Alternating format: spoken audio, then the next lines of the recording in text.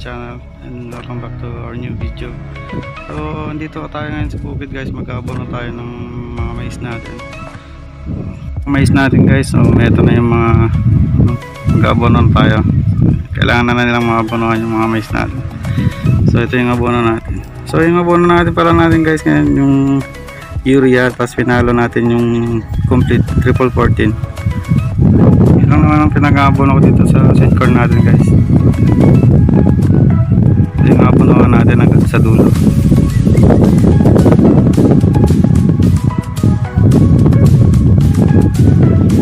So pagkayari natin mag-abono dito guys, siguro pangalawang araw i-spray na tayo ng pandamo para hindi kumapal yung damo ng ano. Okay, kinabukasan pwede na tayo mag-spray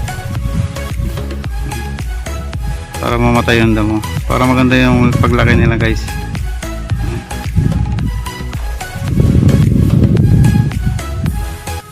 So yung pag-aabono ito guys, huwag nyo lang masyadong idikit sa puno ng mais natin guys, kasi mainit yung urea, baka mamatay sila, so malilit pa sila, hindi pa nila kaya yung ano ng abono.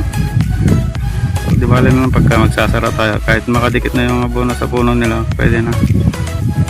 So kung pag malilit pa lang sila, pag nag-abono tayo, medyo ilayo natin sa puno ng mais natin guys, para hindi mamatay. So tayo lang naman ang mag-abono dito guys, so ako lang mag-isa. Yan. So para matawas natin, siguro maghapon matatawas natin ito.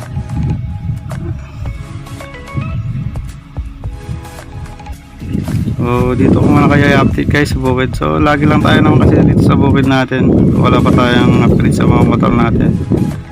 Yan. So habang wala tayong piyesa sa mga motor natin, dito muna sa saka yung mga tanim natin gulay guys, meron din kasi tayong tanim mga gulay ngayon, sitaw pa rin. So sa isang araw guys, magtatayo na tayo ng mga poste na naman nila.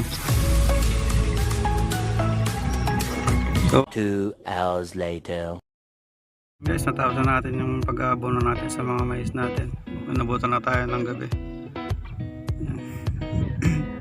So baka sa makalawa na lang tayo mag-i-spray ng damo guys, para matunaw muna yung mga abono natin. So hanggang dito na lang guys, sa susunod na lang natin mga video, i-update ko na lang kayo. So hanggang susunod, stay safe, God bless.